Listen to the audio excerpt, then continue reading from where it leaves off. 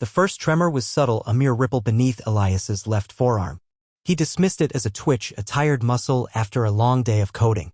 But then it happened again, a distinct, almost rhythmic throb, like a tiny heart beating just beneath his epidermis. He stared at his arm, turning it over, searching for a visible sign, a rash, a bruise, anything. There was nothing. The skin remained smooth, unblemished. Yet, the sensation persisted, a phantom pulse that whispered of an unseen presence.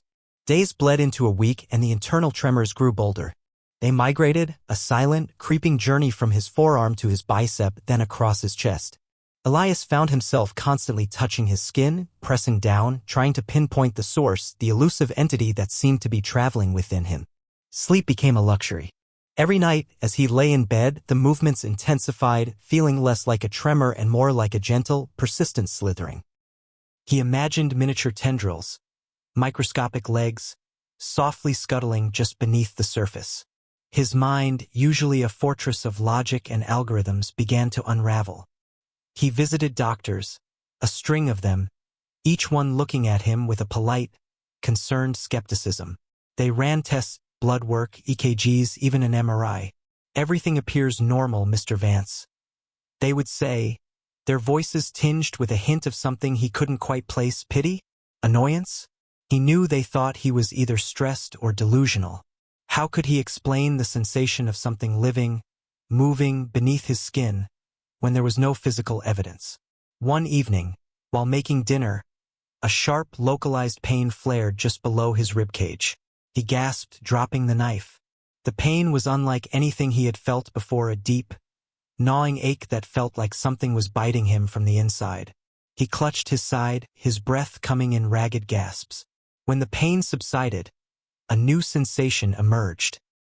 A faint, almost imperceptible itch. It wasn't the kind of itch you could scratch. It was deeper, internal, a maddening irritation that seemed to originate from the very core of his being.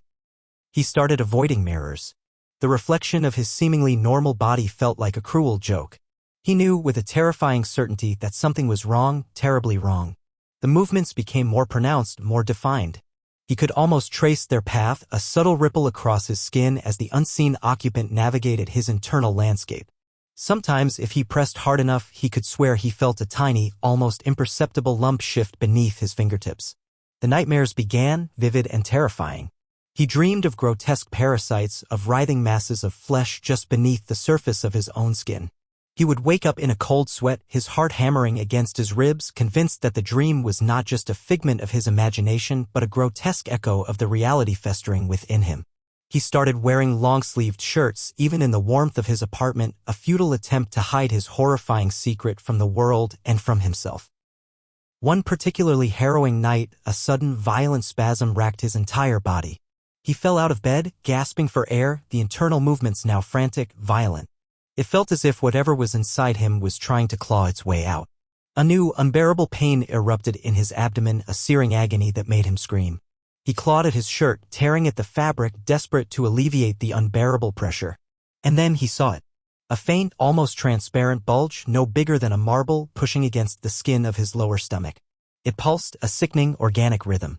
Terror, pure and unadulterated, seized him. He stumbled to the bathroom, his hands shaking so violently he could barely turn on the light. He leaned close to the mirror, his breath fogging the glass. The bulge was still there, now slightly more pronounced, a small, pale mound. As he watched, mesmerized by a horrifying fascination, a tiny, almost invisible crack appeared in the center of the bulge. It was so small, so faint, he almost missed it. But then, with a horrifying slowness, the crack widened, a hairline fracture in his own flesh. A single, minuscule tentacle, almost translucent, poked out from the opening, quivering in the harsh bathroom light. It was no thicker than a strand of hair, yet its appearance confirmed his deepest, most terrifying fears. Something was hiding inside his skin. And now it was trying to get out. Elias stared at his reflection, not daring to move, not daring to breathe. The small tentacle retracted, then re-emerged, followed by another and another, like tiny, blind feelers exploring a new world.